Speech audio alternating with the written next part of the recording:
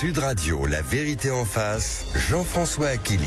Que faut-il faire, Mélanie, surveillante, tuée par un collégien hier, un collégien de 14 ans, à Nogent, près de Chaumont, en Haute-Marne, localité de 3500 habitants. Nous ne sommes pas dans les grands ensembles, nous ne sommes pas dans les zones, vous savez, qui échappent au contrôle de l'État.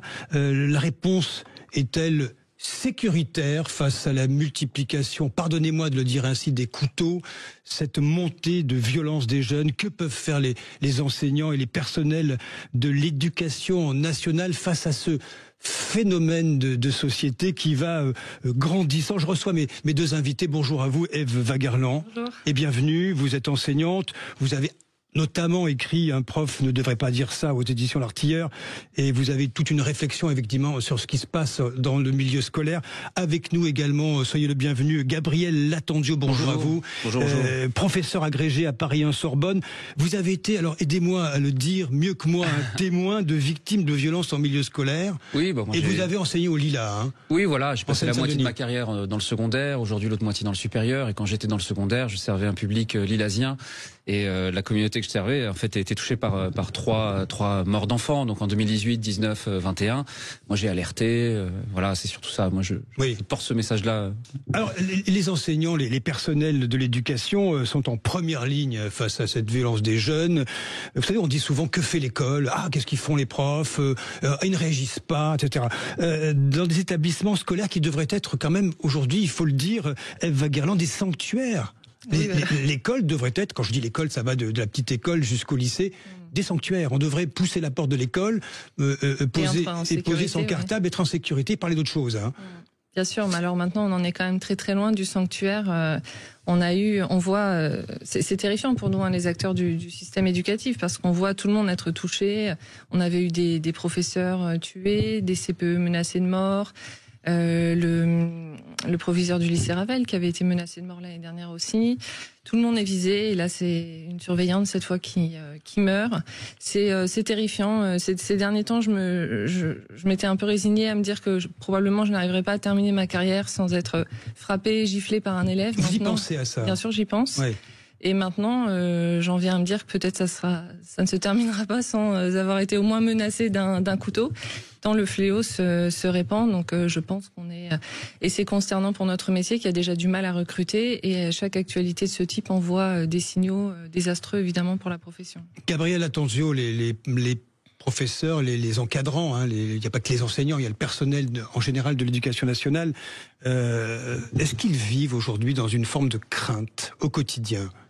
Je crois, enfin, il y a un phénomène de, pardonnez-moi, de violence adolescente qui est évident, qui se porte sur les enfants et qui peut se porter sur les adultes aussi. Je pense qu'il y a les deux.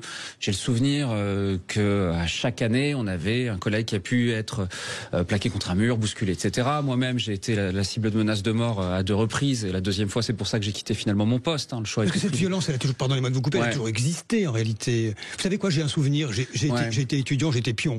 Hein, il y a très longtemps de ça, il y avait de la violence. Et il fallait intervenir physiquement, parfois dans les classes. C'était une zone un peu compliquée. Mais je crois que ça a toujours existé. Mais qu'est-ce qui a changé aujourd'hui? Ces dernières années, rien n'est inventé, mais c'est une question de gradation, de gravité des actes, de l'âge auquel ces choses ont là. Voilà, c'est ça. C'est-à-dire que des personnes se frappent, bien sûr, qu'un enfant de 14 ans porte une lame et s'en serve, c'est autre chose. Qu'il y ait du harcèlement, qu'il y ait des injures, etc. Bien sûr, ça c'est une espèce de permanence. On peut le regretter. Je crois, partie du problème, je crois, vous savez, c'est qu'en fait, il y a un peu des petits renoncements qu'on fait comme cela. Moi, quelque chose que j'ai découvert, je suis venu au métier quand j'arrive au Lila, j'ai été surpris des renoncements du quotidien. En Seine-Saint-Denis, pour nos auditeurs, c'est la banlieue est de Paris. Hein. Voilà, et une ville où par ailleurs il y a toutes les classes sociales. C'est une ville qui est très très très mixte de ce point de vue-là. Et en fait, moi, j'ai été assez surpris que dans les couloirs, par exemple, en fait, on est incapable de policer, par exemple, une injure homophobe, etc. Parce qu'il y en a tellement que c'est un peu tout le temps. Donc bon, ces choses-là. Pourquoi on en est là? Je pense que c'est aussi l'état de l'école et ce qu'on a choisi d'en faire. Si vous regardez la dépense en France par élève, si on retire ce qu'on dépense sur, par exemple, les cotisations de retraite des enseignants, etc., en fait, on dépense tout de même moins pour nos jeunes. C'est pas que ça, c'est pas qu'une question de facture. Il y a peut-être des problèmes culturels, il y a plein de choses, je suis d'accord avec ça, mais il y a aussi qu'est-ce qu'on fait de notre école. Ève Wagerland, je voudrais faire avec vous deux une sorte de revue de ce qui a été mis sur la table de façon rapide, si je puis dire. Alors, je ne sais pas si pour vous c'est précipité pas, vous allez nous le dire. Allez, on va commencer pêle-mêle avec cette annonce qui est confirmée par Matignon ce matin, la vente des couteaux aux mineurs, interdite dans les 15 jours. Ça vous paraît être une mesure, on va les égrener toutes, il y en a plusieurs, qui répond partiellement oui, non à ce qui se produit. Comme vous le disiez, on égrène des mesures. Alors, j'avoue que oui, il serait peut-être temps, effectivement, qu'un mineur ne puisse pas s'acheter une arme blanche sur Internet. En fait, dans ce genre de situation, on propose des mesures. À chaque fois, je pense qu'avec un peu de bon sens, on se dit comment ça se fait que ça n'existe pas déjà, en fait. Les autres mesures, on y reviendra, on verra. Il suffit d'ouvrir le tiroir de la cuisine, il y a un couteau dedans. Oui, mais là, maintenant, on a des choses qui se répandent, des types de couteaux, des types de machettes, où il y a un couteau, j'ai oublié son nom, c'est autre chose que le couteau de cuisine, franchement, qu'achètent les jeunes. Donc bien sûr qu'il faut interdire ce type d'armes. Et là, moi, ce qui me frappe, c'est qu'en fait, à chaque fois quand il y a une actu de ce genre, on en parle énormément pendant quelques jours. Chaque politique y va de sa mesure qu'il propose. Jusqu'au prochain drame. Oui, jusqu'au prochain drame. Ensuite, ça n'est pas forcément mis en place. Et surtout, en fait, moi, je pense qu'on a vraiment besoin maintenant d'une révolution morale, idéologique pour l'école. Un retour à la transmission de valeurs. En fait, des jeunes... La question, on peut les empêcher d'acheter des couteaux, on peut mettre des portiques, mais la question c'est pourquoi un jeune aujourd'hui vient à l'école avec un couteau dans son sac. Pourquoi un gamin de 14 ans tue un adulte pour une contrariété quelconque. En fait, quand vous dites retour aux valeurs, c'est-à-dire en fait, elles ne sont plus transmises par qui ne transmet plus ces valeurs? Personne. En fait, ils n'ont plus de cadre. Alors ni à la maison, dans bien des cas, où on a des familles déstructurées, où l'autorité parentale a été remise en question. Ce qui est symptomatique, c'est que le collège s'appelle Françoise Dolto. C'est tout un symbole. En fait, Françoise Dolto, c'est toute cette idéologie qui nous a dit pendant des décennies qu'un enfant, il fallait le laisser libre et qu'il ne fallait pas le contraindre. On voit le résultat. L'école, c'est le règne du laxisme et de la démagogie. Et la société, par ailleurs, elle est complètement dérégulée pour tout ce qui est de l'accès au réseau, à la pornographie, à tout un tas de formes de violence. Moi, je rappelle que quand même... depuis des années, quand vous dites le numérique c'est peut-être pas la panacée en matière d'éducation, vous passez pour un réac. Quand vous dites le porno c'est mauvais pour les jeunes, vous passez pour la catho, rabat-joie, etc. Oui. L'année dernière, je disais encore en salle des profs, il y a des couteaux dans les sacs des élèves, on me disait que j'exagérais. Voilà, ce déni, ce laxisme, il est très problématique. Gabriel Lattanzio, là-dessus, il y a donc les couteaux, il y a les portiques, mettre des portiques, on voit ça aux États-Unis. Ouais, donc c'est peut-être là qu'on arrive à un sujet de discussion tous les deux, donc c'est bien. Allez-y, est-ce que c'est une question technique? Vous avez raison de poser la question, c'est le truc qui est un petit peu à la mode. Moi, c'est comme ça que j'ai réagi à cela hier, évidemment. On entend revenir l'idée, est-ce qu'il faut plus de portiques, présence des gendarmes, on m'a même dit, est-ce qu'il faudrait pas un policier dans chaque école qui déambule? Ça, oui, non? Voilà, technique, absolument pas, c'est pas la question. Le grand mystère, c'est qu'est-ce qui se passe dans la tête des jeunes, c'est vraiment ça la vraie question. Et donc là, vous faire réagir oui, là-dessus, sur la question culturelle. Oui, en fait, qu'est-ce qui revient à l'école? Est-ce que l'école ici subit quelque chose qui a lieu ailleurs, ou est-ce que c'est une erreur, vous voyez, de méthode pédagogique qu'on a prise, etc. C'est dit régulièrement ça. Il faut changer la méthode de l'éducation nationale. Je crois. Ce qui hérisse les professeurs, les syndicats, etc. J'espère qu'on pourra faire partie de la solution, mais je suis pas sûr que ce soit très juste de dire que les choix éducatifs qu'on a faits sont tout à fait responsables du phénomène qui a lieu. C'est-à-dire que si on se dit, voilà, la violence reçue par notre collègue dont on pleure encore la mort, pour qui on fera une minute de silence demain, j'espère que ce sera très beau. Si on dit que c'est un peu de notre faute quelque part, moi je trouve ça assez terrible. Je trouve ça très très dur pour les collègues. Vraiment, je pense pas que ce soit simplement un choix on a fait le choix de la permissivité, etc. C'est trop simple. Moi, j'ai pu enseigner en fait dans des situations très difficiles et d'autres qui le sont moins, des collègues de bonne volonté. On en voit partout et en réalité, on est assez surpris. Ceux qu'on pourrait croire comme étant permissifs ne le sont pas tant que ça en réalité. On subit des choses qui nous arrivent, mais qui ne sont pas du fait on a accepté un retard sur un devoir ou des choses comme ça. Je suis pas tout à fait convaincu de ce discours-là. Nous allons poursuivre cet échange, la vérité en face, dans un court instant sur Sud Radio. Nous allons notamment aborder la question des écrans, des réseaux sociaux. À tout de suite. Sud Radio, la vérité en face, Jean-François Aquili. Avec nos deux invités, Ève Wagerland, enseignante de lettres. Je ne vous ai pas fait préciser, tout à l'heure vous enseignez le français. Lettres modernes, pardonnez-moi. Et Gabriel Atencio, vous êtes professeur agrégé par ailleurs à la Sorbonne, mais vous avez été longtemps en secondaire. Hein, absolument. Au Lilas, en Seine-Saint-Denis. Et vous enseignez... Je suis agrégé d'anglais, américaniste, histoire US. Ouais. Histoire américaine, donc très bien. Merci. Avec vous, Ève Wagerland, il y a cette annonce spectaculaire du président Emmanuel Macron hier soir. Il y tient... à terme, tenter d'aller vers l'interdiction des moins de 15 ans, l'interdiction de l'accès aux réseaux sociaux. Est-ce que vous pensez, là aussi, on a parlé des portiques, on a parlé des couteaux, de l'achat de couteaux interdits, est-ce que vous pensez que c'est un début de commencement d'une amorce de solution? Oui, tout à fait. Ça fait un moment qu'on en parle, que les politiques en parlent, de cette question des réseaux sociaux. Ensuite, encore une fois, voilà, on jette la pierre sur les écrans, sur les réseaux sociaux, alors que je pense qu'on est dans un problème plus global. Et encore une fois, comme je le disais tout à l'heure, il y a encore un an, quand je parlais de ça en salle d'épreuve, je disais les moins de 15 ans, en fait, il faudrait pas qu'ils aient accès aux réseaux sociaux. On me disait, ah non, mais ça, c'est pas possible. Puis, de toute façon, ce serait du fascisme. Donc, bon, alors, on est atteinte aux libertés individuelles. Cette idéologie libertaire où, pendant des décennies, on a cru que si chacun faisait ce qu'il voulait, tout irait bien. Donc, vous ne voulez plus interdire d'interdire. C'est ça, voilà, sortons de ça. Et juste pour répondre à ce que disait mon collègue tout à l'heure, Attention, oui. Voilà, sur le fait que l'école subirait davantage des choses extérieures à la société qu'elle n'en serait responsable. Je pense qu'elle en participe. Alors elle subit d'autant plus qu'elle est faible, justement. Qu'est-ce qu'elle génère, l'école, à vos yeux, aujourd'hui?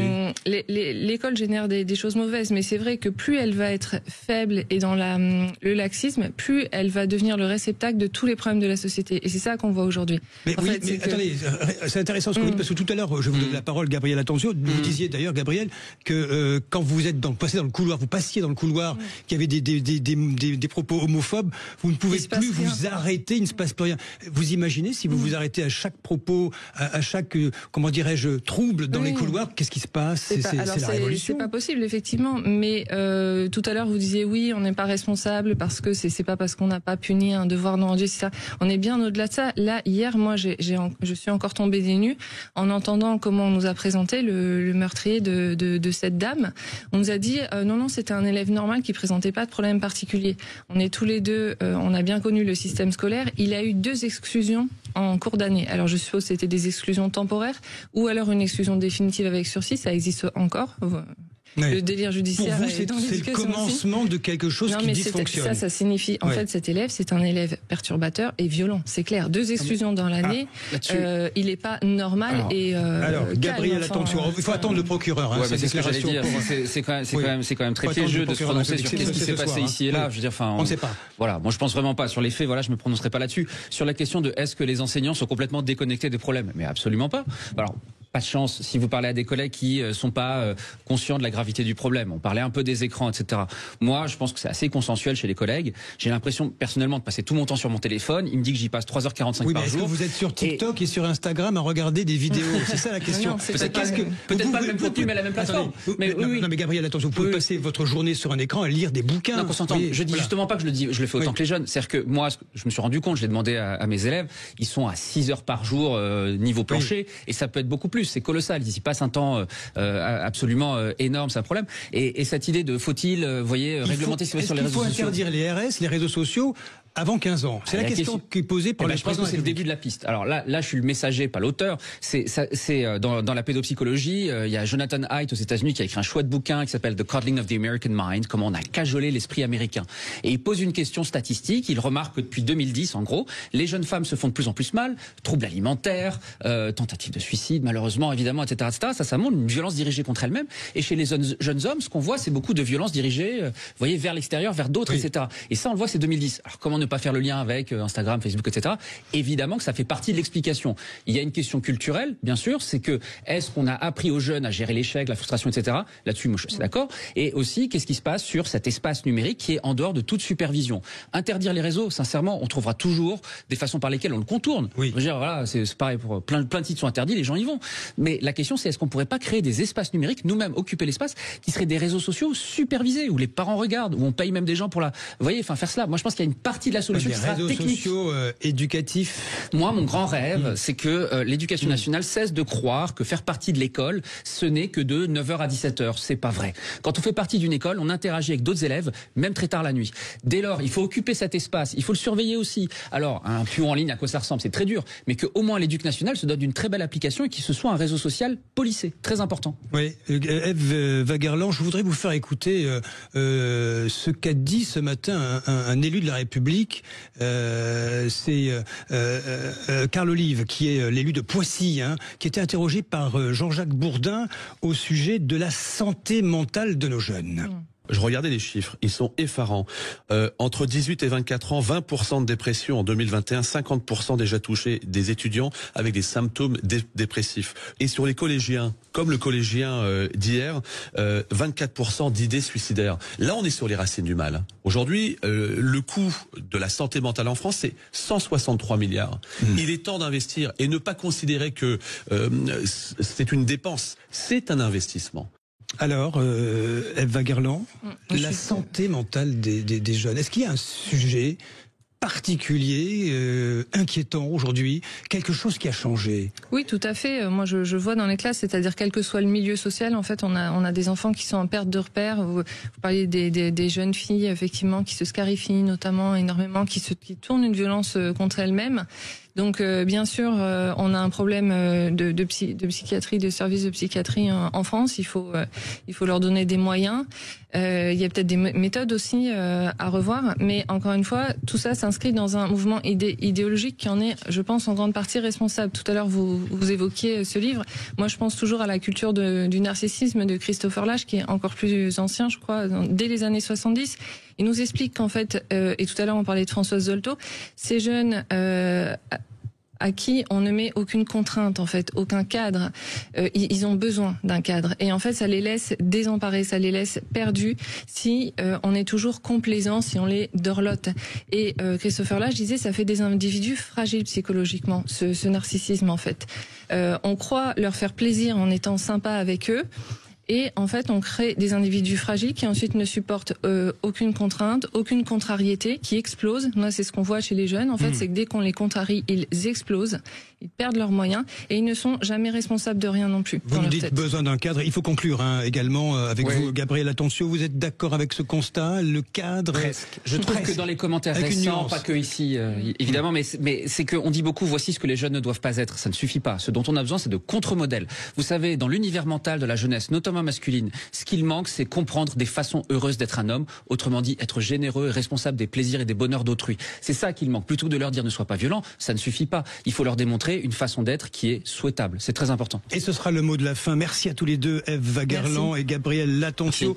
J'étais avec deux profs ce matin, ça me plaît, ça, moi. Pour un fils de prof, c'est plutôt un cadeau même.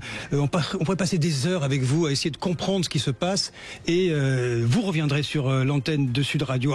Allez, une petite annonce quand même pour notre jeu à l'occasion de la fête des pères. Vous savez, sur Sud Radio, ce bracelet de la collection Lettres de la marque Le Vent à la française.com. Deux gagnants, Jean de Paris et William de Toulouse. Bravo à tous les deux. Allez, dans un instant, sur Sud Radio, Valérie Expert et Gilles Gansman pour les médias. Merci.